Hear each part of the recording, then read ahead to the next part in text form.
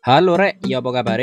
Kembali lagi di Sinema 22. Kali ini kita bakalan membahas alur cerita film Korea lagi berjudul Veteran yang dirilis tahun 2015. Film yang akan membuat kalian geram karena seseorang yang kebal terhadap hukum karena uang. Yowes, tanpa berlama-lama langsung saja kita ke alur ceritanya.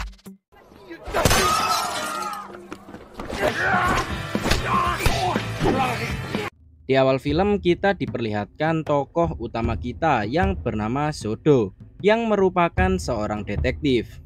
Ia menyamar bersama rekannya untuk membeli mobil karena mendapat laporan banyaknya penipuan jual beli mobil. Setelah membeli mobilnya, mereka pun mengawasi mobilnya lewat CCTV parkiran. Benar saja, mobil yang baru mereka beli dicuri oleh si penjual sebelumnya. Nah, setelah sampai di tujuan, para penipu ini langsung meriset speedometernya dan mengganti plat mobil. Tapi saat membuka bagasi, ternyata di sana sudah ada Sodo. Ia pun dengan santai melempar borgol dan menelpon rekannya agar datang. Ia pun sadar di belakangnya sudah ada orang yang akan menyerang. Dengan cepat, Sodo langsung menyerang para penipu di sana dengan sangat mudah.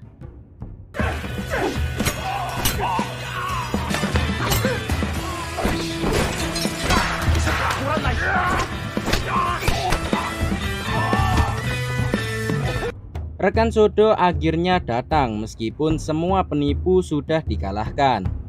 Ketua penipu diinterogasi dan mengaku jika mobilnya akan dijual kepada orang Rusia. Besoknya Sodo dan rekannya menuju pelabuhan karena akan ada pertemuan si penipu ini dengan orang Rusia.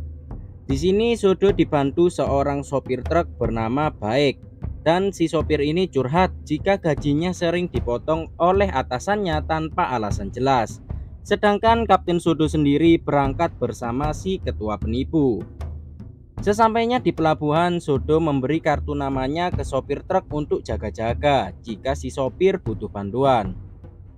Beberapa jam berlalu, ketua penipu dan orang Rusia akhirnya bertemu melakukan transaksi. Di waktu bersamaan, Sodo dan polisi lainnya yang menyamar langsung menggerebek mereka semua. Tapi di sini ada orang Rusia yang kabur. Sodo yang melihat langsung mengejar. Namun sayang ia terjebak di sela-sela kontainer.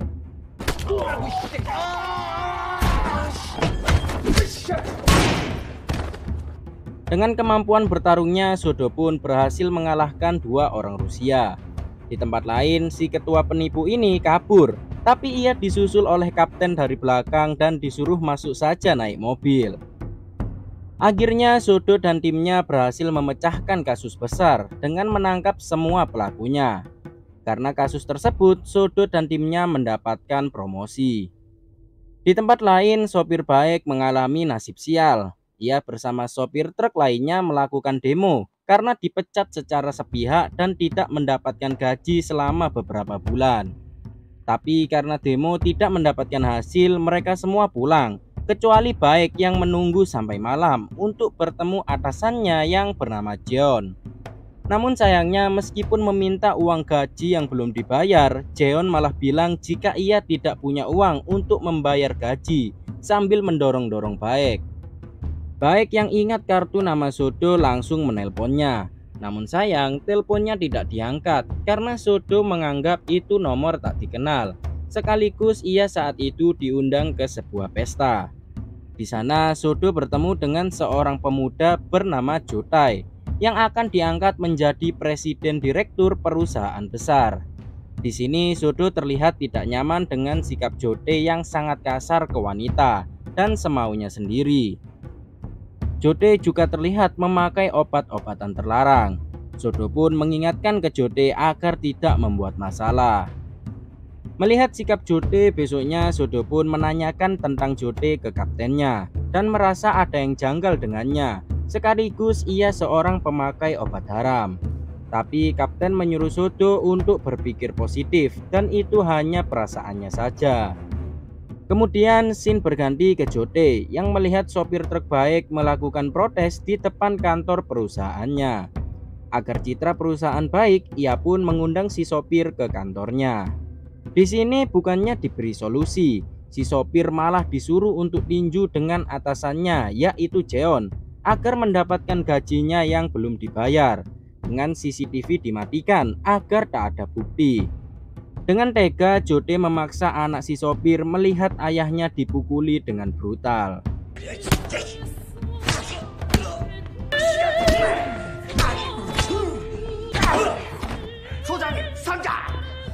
Setelah babak belur, Baek diberi cek untuk mencairkan uangnya.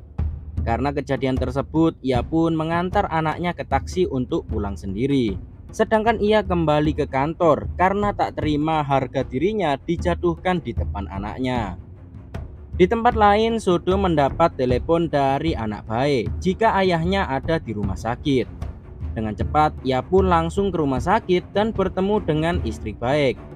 Kata polisi di sana, Baek bunuh diri di dalam kantor Jotae. Tapi polisi masih belum tahu apa alasan Baek bunuh diri. Saat ngobrol dengan anak Baek, Sodo mendapat informasi jika kata anak tersebut ayahnya sempat dipukuli di ruangan Jotae. Mendengar hal tersebut, Sodo pun melaporkannya ke polisi cabang sekitar perusahaan.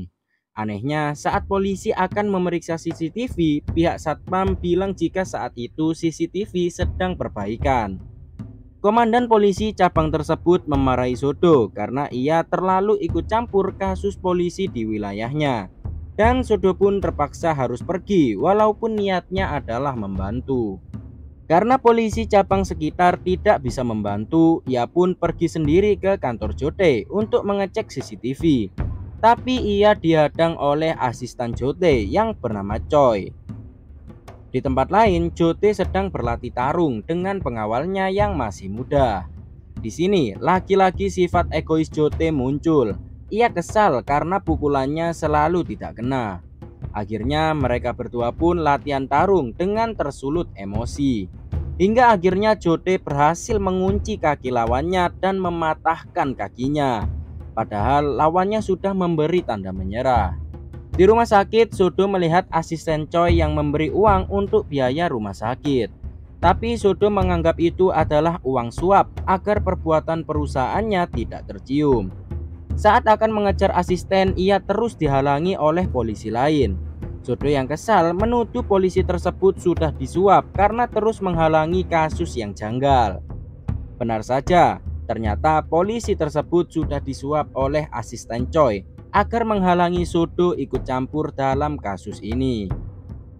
Karena Sodo yang terus ikut campur dalam masalah perusahaan, Jotae bertemu dengan seorang pejabat untuk minta bantuan agar Sodo diberi peringatan tidak ikut campur.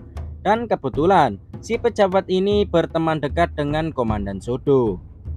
Benar saja, karena kekuatan orang dalam, Sodo dan timnya diberi peringatan dan disuruh untuk menangani kasus perjudian saja. Kemudian scene berganti ke asisten Choi mencoba menyuap istri detektif. Namun karena istri yang baik, ia pun menolak mentah-mentah penawaran asisten. Mendengar informasi istrinya disuap, Sodo tidak diam. Ia langsung menghampiri Jotae dan memperingatkannya untuk tidak macam-macam. Kemudian Sodo bertemu dengan seorang wartawan untuk meminta informasi dan rumor tentang Jotae dan menjanjikan berita tentang Jotae yang akan membuat drama besar. Scene berganti ke asisten Choi yang bertemu dengan Jeon untuk membuat rencana menghabisi Sodo agar masalah cepat teratasi. Setelah pulang dari tempat Jeon, berita tentang Jotae muncul yang membuat ayah Jotae marah. Parahnya, di sini yang dipukul bukannya Jotae si pembuat masalah, melainkan asisten Choi yang hanya menjalankan tugas. Ayah Jotae juga akan mengirim anaknya ke luar negeri terakhir kalinya agar tidak membuat masalah. Dan jika membuat masalah lagi, Jotae tak akan mendapatkan uang dari perusahaannya. Sodo masih berusaha untuk menyelidiki kasus ini dengan mencari atasan sopir Baek. Namun ia malah bertemu dengan pegawainya dan menanyakan tentang lokasi Jeon. Di kantor polisi, Kapten didatangi oleh anggota Propam, yaitu Badan Pengawas Polisi, untuk mencari Sodo. Sodo pun akhirnya datang ke kantor polisi dan ia disuruh untuk berhenti menyelidiki kasus Jotae. Jika tidak, ia dan timnya akan mendapatkan masalah. Beruntung ia dibantu kapten yang memberitahu jika kedua anggota Propam ini melakukan penyelidikan tanpa izin. Ketahuan kedua anggota Propam akhirnya pergi. Tak lama kemudian Sodo mendapat telepon dari pegawai Jeon yang memberitahu lokasi bosnya, yang ternyata ia bekerja sama dengan bosnya untuk menjebak Sodo. Sodo pun bergegas menuju lokasi, tapi ia dihadang oleh kapten agar Sodo berhenti saja menyelidiki kasus ini, karena mereka sudah banyak mendapatkan masalah sejak Sodo menangani kasus Jotae. Tapi karena Sodo adalah polisi anti korup, ia pun tidak peduli dan pergi ke lokasi. Sang kapten pun akhirnya juga menemani Sodo pergi ke lokasi Jeon. Sesampainya di sana, saat mengetuk pintu, tiba-tiba mereka diserang oleh Jeon dan anak buahnya, yang membuat salah satu polisi tertusuk pisau.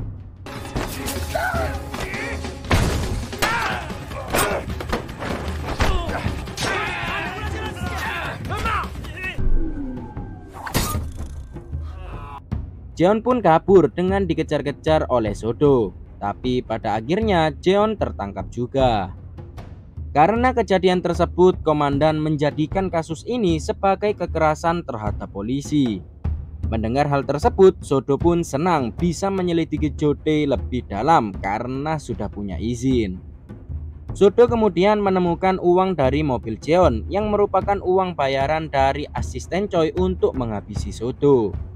Kemudian Sodo bertemu dengan istri sopir Baek yang memberitahu kejanggalan dari kasus ini.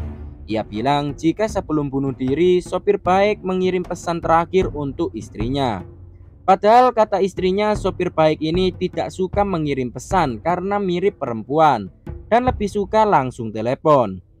Ia juga bilang jika ketikan pesan dari suaminya tidak seperti biasanya. Karena masalah yang semakin membesar, asisten Choi dipanggil lagi oleh ayah Jotae untuk segera membereskan masalah ini dengan cara apapun. Ia juga dijanjikan jabatan yang tinggi, serta anak-anaknya akan disekolahkan ke luar negeri. Asisten Choi yang tergoda oleh tawaran tersebut akhirnya memutuskan untuk menyerahkan diri atas kasus penusukan polisi. Hal itu tentu saja membuat kasus selesai dan mereka tidak dapat menginvestigasi Jotae lebih dalam lagi. Kemudian saat menjenguk timnya yang tertusuk, rekan Sodo memberitahu jika ada kejanggalan pada bunuh diri sopir Baek. Karena saat ia mengecek histori telepon polisi, ternyata sebelumnya ada telepon ke nomor polisi, tapi kemudian tidak ada tanggapan, dan mereka akhirnya sadar jika SMS sopir Baek diketik setelah ia bunuh diri. Mendengar hal tersebut, Sodo akhirnya menemukan titik terang dalam kasus ini dan segera menemui asisten Choi yang dipenjara. Di sini kita menemukan kebenaran jika aslinya sopir Baek tidaklah bunuh diri, melainkan sengaja dibuat bunuh diri. Karena saat anaknya pulang, Baek kembali dan melempar ceknya, yang membuat Jotae kesal langsung menghajar Baek sampai kepalanya terbentur meja. Panik, satu pengawal menelpon polisi, tapi asisten Choi melarangnya, yang akhirnya mereka menjatuhkan Baek dari lantai atas seakan-akan ia bunuh diri. Ternyata Sodo ini mendapat informasi tersebut dari pengawal yang sebelumnya kakinya dipatahkan oleh Jotae.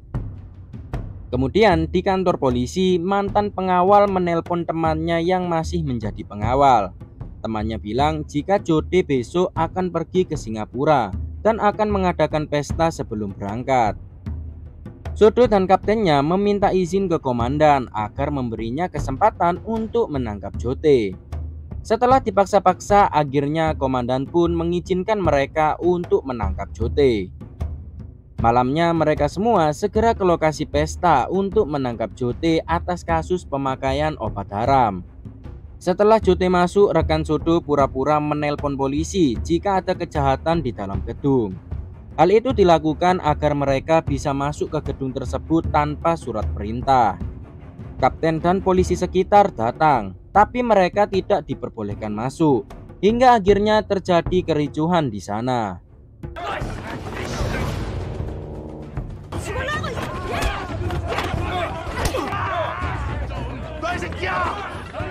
Beruntung kericuan dapat diredakan dengan tembak peringatan dan polisi akhirnya berhasil masuk menggerebek semua orang di pesta karena menggunakan obat haram. Jote pun panik dan segera kabur dari sana. Sodo tidak akan membiarkan Jote kabur meskipun ia sempat dihadang oleh pengawalnya. Saat akan menangkap Jote, ia tiba-tiba diserang satu pengawal yang merupakan atlet UFC. Tapi hal itu dengan mudah diatasi oleh Sodo meskipun ia bukan atlet.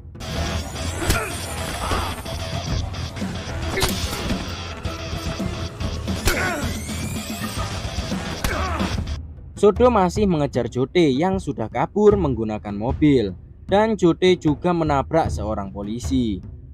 Tak tinggal diam, Sodo mengambil motornya dan segera mengejar Jote yang sudah kabur ke area pejalan kaki karena macet.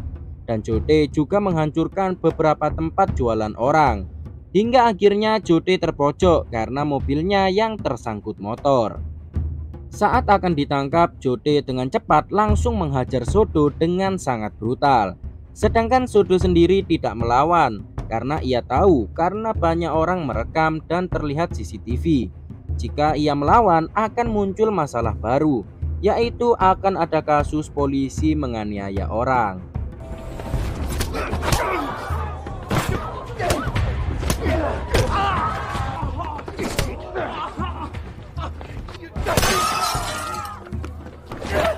Saat akan kabur, di sini Jote dihadang oleh jagoan kita ya guys ya. Tapi di sini ia sebagai seorang seniman yang seninya sudah dihancurkan oleh Jote. Lalu kemudian Sodo bangkit dan mulai melawan atas dasar pembelaan diri.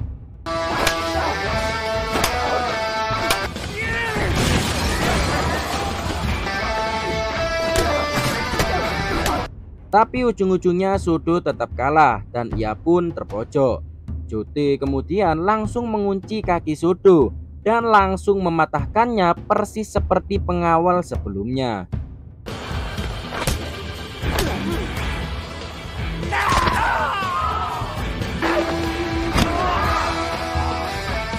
Tak lama kemudian rekan Sodo datang.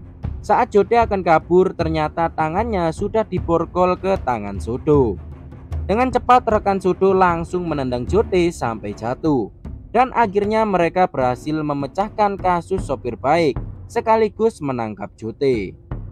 Di akhir film kita diperlihatkan sopir baik yang masih hidup. Sedangkan Jote sendiri akhirnya diadili dan film pun berakhir. Itulah guys alur cerita film Veteran. Pesan yang kita dapat dari film ini adalah uang adalah segalanya. Bahkan hukum pun bisa dibeli jika kita banyak uang. Untuk kalian yang suka channel tentang alur cerita film, jangan lupa untuk subscribe dan nyalakan tombol loncengnya agar kalian mendapatkan notifikasi video baru dari channel ini. Sekian dan sampai jumpa.